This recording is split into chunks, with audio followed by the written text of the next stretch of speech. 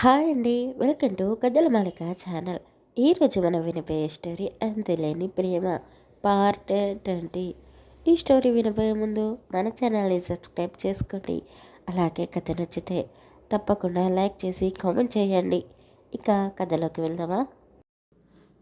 మనోహర్ బావ కీర్తనతో అసభ్యంగా ఎలా ప్రవర్తించగలడు అని కంగారు పెడుతూనే పరుగు పరుగున బయటికి వచ్చి చూసింది. సౌమ్య పిల్లలు కొద్ది దూరంలో ఉన్నారు. కీర్తనకి ఎంతో దగ్గరగా ఉన్న అతన్ని చూసి శిరీష గట్టిగా అరిచేసింది.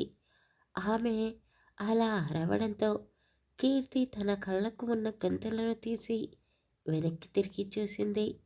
ఎదురుగా ఉన్న వ్యక్తిని చూసి, ఏయ్, ఎవరు నువ్వు అని అడిగింది.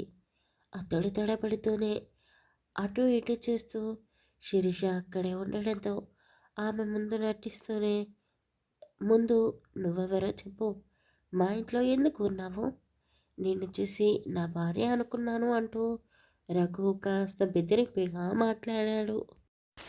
ఏంటి, నన్ను చూసి నీ భార్య అనుకున్నావా? అయినా నీ వైఫ్ ఎవరు, ఇక్కడెందుకుంటుంది, ముందు నువ్వెవరు అంటూ కీర్తన ఆపకుండా ప్రశ్నలు వేస్తూనే ఉంది. కీర్తన గొంతు విని సౌమ్య వాళ్ళ దగ్గరికి వచ్చి రఘుని చూసి, అన్నయ్య ఎప్పుడు వచ్చావు అంటూ అతన్ని దగ్గరికి వెళ్ళింది. సౌమ్యాని దగ్గరికి తీసుకుంటూ ఎప్పుడే వచ్చాను అంటూ అతను కీర్తన వైపు చూశాడు. కీర్తనకి ఏమీ అర్థం కావడం లేదు. అక్కడ జరిగిన గొడవ గురించి తెలుసుకొని సౌమ్య నవ్వుతూ, అయ్యో కీర్తన, ఇతను మా రఘు అన్నయ్య, నువ్వు ఇక్కడికి వచ్చినప్పటి నుండి అన్నయ్యని నువ్వు చూడలేదు కదా, అందుకే పొరపాటు పడ్డావు. అన్నయ్య వెనకాల నుండి నిన్ను చూసి స్వప్న వదిన అనుకొని హత్తుకున్నట్టున్నాడు. సారీ, ఏమీ అనుకోకు అని సౌమ్య నచ్చ చెప్పడంతో కీర్తి కాస్త కన్విన్స్ అయ్యింది. అన్నయ్య నువ్వు కూడా సారీ చెప్పు అని సౌమ్య అనగానే రఘు ఆమె వైపు అదోలా చేస్తూ సారీ అని సాగదీస్తూ చెప్పాడు. ఇద్దరు ఒకరిని ఒకరు పరిచయం చేసుకొని షేక్ హ్యాండ్స్ ఇచ్చుకున్నారు. అక్కడే ఉన్న శిరీష రఘు మాట తీరుని చూపులని అర్థం చేసుకొని అతను ఇంట్లోకి వెళ్ళగానే ఆమెకు ఇష్టం లేకున్నా కూడా కీర్తన దగ్గరికి వచ్చింది. చూడు, ఇది పల్లెటూరు, ఇక్కడ కాస్త పద్ధతిగా ఉండాలి. అమెరికాలో ఉన్నట్టు ఇష్టం వచ్చినట్టు ఇక్కడ కూడా అలాగే ఉంటాను అంటే అస్సలు కుదరదు. ముఖ్యంగా మా ఇంట్లో సౌమ్య ఎలా ఉంటుంది అలా ఉండాలి. నువ్వు కూడా సౌమ్యలాగా ఈ ఇంట్లో ఉన్న ఇద్దరి అబ్బాయిలను అన్నయ్య అనే పిలవడం నేర్చుకో. వీళ్ళని మాత్రమే కాదు, ఎవరిని కలిసినా అన్నయ్య అనే పిలువు. అలాగే అందరినీ అంత సులువుగా నమ్మకూడదు అని శిరీష చెప్పగానే కీర్తి నవ్వుతూ, ఏంటి, అన్నయ్య అని పిలవాలా? నేను మా అన్నయ్యనే సరిగ్గా అన్నయ్య అని పిలవను. అలాంటిది అందరినీ నేను అన్నయ్య అని పిలిస్తే కూర్చోవాలా? అలా పిలవడం నా వల్ల కాదు. అయినా ఇప్పుడు నేనేం చేశాను, పద్ధతిగానే ఉన్నాను కదా. చూడు, లంగా ఓణిలో ఎంత చక్కగా ఉన్నానో. మనోహర్ కూడా నన్ను ఎంతలా పొగిడాడో తెలుసు కదా, మర్చిపోయావా అని కీర్తి అనగానే శిరీషకి వాళ్ళు మండిపోయింది. వామ్మో, ఈ పిల్లకి ఎంత చెప్పినా వినేలా లేదు. ఈ రఘు గురించి ఎలా చెప్పాలి, చెప్తే వింటుందా? అయినా నా మొగుడిని జిట్టులాగా తగులుకుంది. ముందు బావకి ఈ అమ్మాయిని దగ్గర కాకుండా చూడాలి అని ఆలోచిస్తూ, కీర్తిన, నేను చెప్పేది నీకు అర్థం కావడం లేదు. నువ్వు ఇక్కడ ఉండడం కంటే మా ఇంట్లో, అదే మా పుట్టింట్లో ఉండడం బెటర్. అక్కడ ఎవ్వరూ ఉండరు.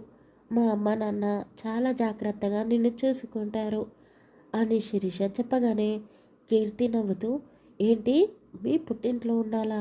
ఎందుకు? ఇక్కడే ఉండమని మనోహర్ చెప్పాడు కదా అని అడిగింది. చెప్పాడు, కానీ నీకు వీళ్ళ గురించి తెలీదు. రఘు మనోహర్ ఇద్దరు తాగుతారు. వాళ్ళు పెద్ద రౌడీలు.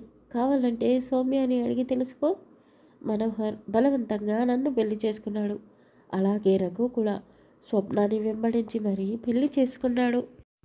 వీళ్ళతో పాటు నువ్వు ఉంటే నీకు బ్యాడ్ నేమ్ వస్తుంది అని ఆలోచించే నీకు మంచి జరగాలనే చెప్తున్నాను, అర్థం చేసుకో అంటూ శిరీష కావాలని రఘుతో పాటు మనోహర్ గురించి కూడా బ్యాడ్గా చెప్పి లోపలికి వెళ్ళిపోయింది.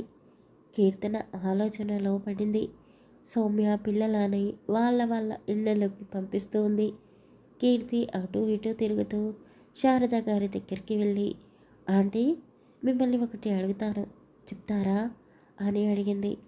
తప్పకుండా చెప్తారు, ఏంటో అడుగు అని శారద అనగానే కీర్తి తడబడుతూ అది అది ఎలా అడగాలి అంటూ, ఆంటీ, మీ కొడుకులిద్దరూ రౌడీలా, తాగుబోతులా అని అడిగేసింది. అదేంటమ్మా అంత మాట అంటున్నావు, ఎవరు నీకు వాళ్ళ గురించి చెప్పారు అని శారద అడిగింది. అది శిరీష శిరీష చెప్పింది అని కీర్తి చెప్పగానే శారద గారు కాస్త ఆశ్చర్యపోయారు. లోపలికి వస్తున్న యాదగిరికి కీర్తి మాటలు విని, శిరీష మనోహర్ రఘు గురించి ఎందుకు అలా చెప్పింది, పోనీలే ఇందులో మన మంచినే వెతుక్కోవచ్చు అని ఏదో ఆలోచిస్తూనే వాళ్ళ దగ్గరికి వచ్చాడు. శారద గారు కోపంగా ఉండడంతో, అయ్యో శారద, కోపంగా ఉందా, ఆయన శిరీష చెప్పింది నిజమే కదా, చూడమ్మా కీర్తన, మా కొడుకులు ఇద్దరి గురించి శిరీష ఏం చెప్పిందో తెలీదు, కానీ నా కొడుకు రఘు సిటీలో చదువుకున్నాడు, వాడు ఒక పెద్ద హోటల్ కూడా పెట్టాలని ఆలోచిస్తున్నాడు, వాడి గురించి ఈ ఊరిలో ఎవరిని అడిగినా మంచిగానే చెప్తారు. మరి స్వప్నాన్ని వెంబడించి పెళ్లి చేసుకున్నాడు అని శిరీష చెప్పింది. ఓ అదా, నిజమే, కానీ ఆ అమ్మాయిని ఏడిపించాలని కాదు, విడిపోయిన రెండు కుటుంబాలని కలపాలని వాడు ఈ పెళ్లి చేసుకున్నాడు. కావాలంటే వెళ్ళి నువ్వు మా కోడలు స్వప్నాన్ని అడిగి తెలుసుకో అని చెప్పాడు. కీర్తనకి ఏమీ అర్థం కావడం లేదు.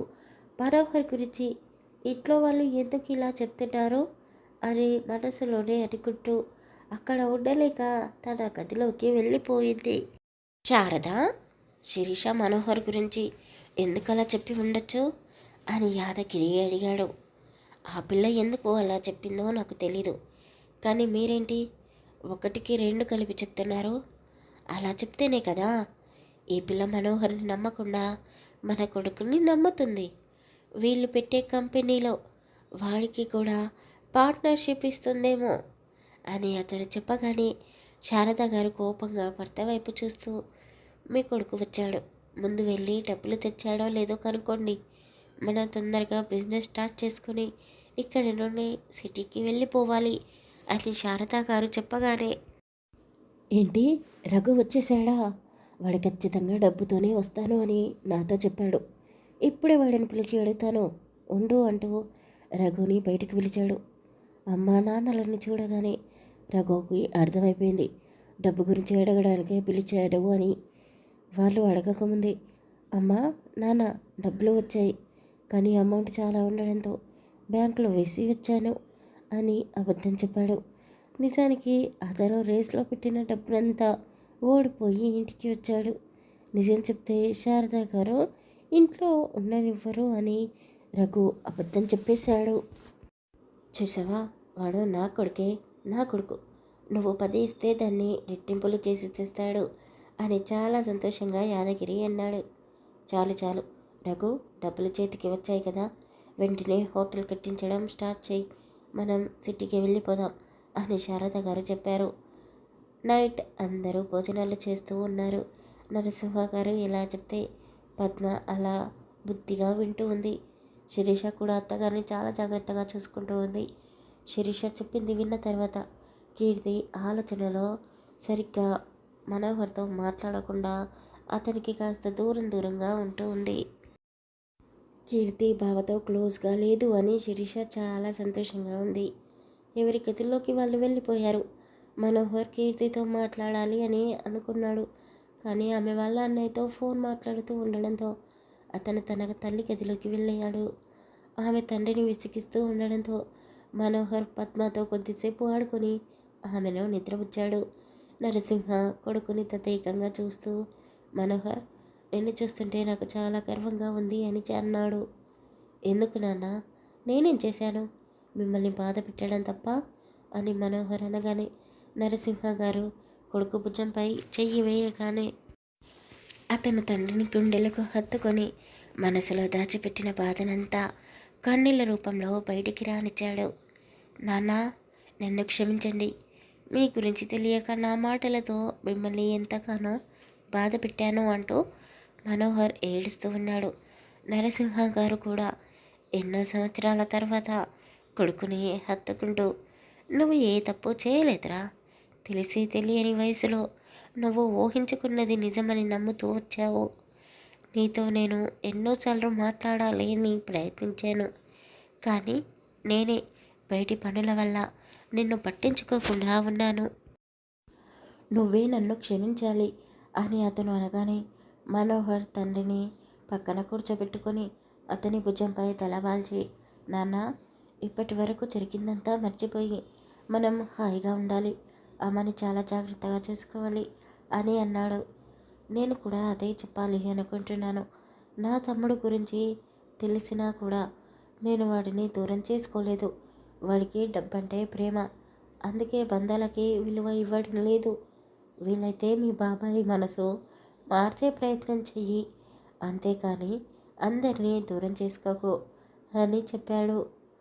ఇప్పటికే చాలా లేట్ అయింది, వెళ్ళి పడుకో అని అతను చెప్పడంతో మనోహర్ అమ్మ నాన్న బయటికి వచ్చాడు. కీర్తి ఒంటరిగా కూర్చోవడంతో ఆమె దగ్గరికి వెళ్ళాడు. మనోహర్ని చూడగానే కీర్తి పైకి లేచి నిలబడింది. ఏంటి కీర్తి, ఏమైంది? ఇందాకటి నుండి చూస్తున్నాను, ఎందుకో నువ్వు డల్గా ఉన్నట్టు కనిపిస్తున్నావు. ఏమైనా ప్రాబ్లమా?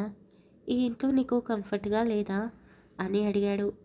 ఆమె అతన్నే చూస్తూ, నువ్వు చాలా మంచివాడివి అనుకున్నాను, కానీ నువ్వు ఒక తాగుబోతువి, తిరుగుబోతువి. పాపం శిరీషకి ఇష్టం లేకుండా బలవంతంగా ఆమెని పెళ్లి చేసుకున్నావట కదా. నీ గురించి అన్ని విషయాలు తెలుసుకున్నాను అని కీర్తి చెప్పగానే మనోహర్ నవ్వుతూ, నిజమే కీర్తి, నా గురించి నీకు ఎవరో బాగానే చెప్పారు, కానీ నాకు శిరీష అంటే ప్రాణం. అలాంటి నా శిరీషని నేను ఇలా వదులుకుంటాను? అందుకే బలవంతంగా పెళ్లి చేసుకున్నాను. కానీ శిరీషకి కూడా నేనంటే ఎంతో ప్రేమ. నీకు తెలియడం లేదా? రోజు మా ఇద్దరిని చూస్తూనే ఉన్నావు కదా అని మనోహర్ అనగానే, హా, చూస్తున్నాను, కానీ నీ గురించి చెప్పింది నీ భార్యనే. అంటే ఏంటి అర్థం? ఆమె నీతో సంతోషంగా లేదు అనే కదా. అయినా ఇష్టం లేనప్పుడు ఇక్కడే ఉండి ఇబ్బంది పడడం ఎందుకు? చదువుకొని కదా, ఆ మాత్రం తెలీదా? పైగా నీ గురించి నాకు చెప్తూ జాగ్రత్తగా ఉండమని చెప్పింది అని కీర్తి చెప్పగానే మనోహర్కి పూర్తిగా మ్యాటర్ అర్థమైపోయింది.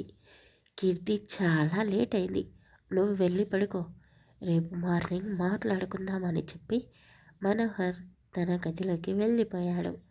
శిరీష కబోర్డ్లో ఉన్న బట్టలు సర్దుతూ ఉండగా మనోహర్ ఆమె దగ్గరికి వెళ్ళి ఆమె చేతిలో ఉన్న బట్టలని పక్కన పెట్టేసి ఆమె కళ్ళలకే చూస్తూ, ఏంటి, నా గురించి అందరితో ఏమని చెప్తున్నావు?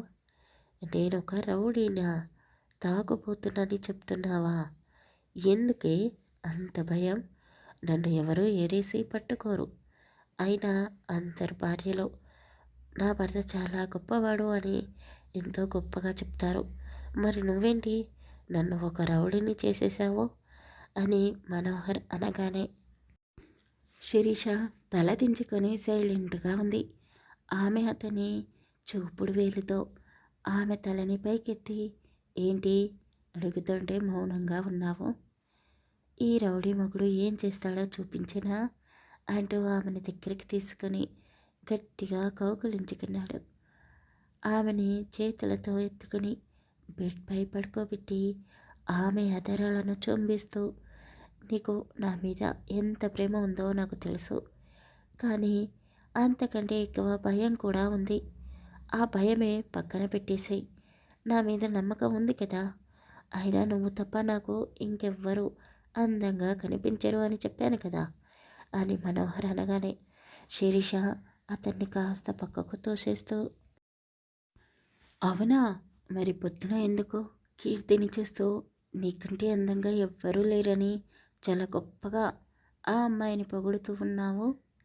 ఏయ్, నీకు ఎన్నిసార్లు చెప్పాలి? మన బెడ్రూమ్లో ఇద్దరం ఉన్నప్పుడు వేరే వాళ్ళ గురించి మాట్లాడకూడదు అని. అయినా నేను చెప్పింది నిజమే. ఆ అమ్మాయి చాలా అందంగానే ఉంటుంది కదా అని శిరీషని ఉడికిస్తూ అన్నాడు. ఆమె బొంగమూతి పెట్టుకోవడంతో అతను ఆమె గులాబీ రంగు పెదాలని అతని పెదాలతో ముడివేస్తూ శిరీషని అతని ప్రేమతో కవ్విస్తూ ఉన్నాడు. ఈ రోజుకి ఈ స్టోరీ ఇంతేనండి. కథ నచ్చితే తప్పకుండా లైక్ చేసి కామెంట్ చేయండి. అలాగే ఛానల్ని సబ్స్క్రైబ్ చేసుకోవడం మర్చిపోకండి. Thank you for listening. Bye bye.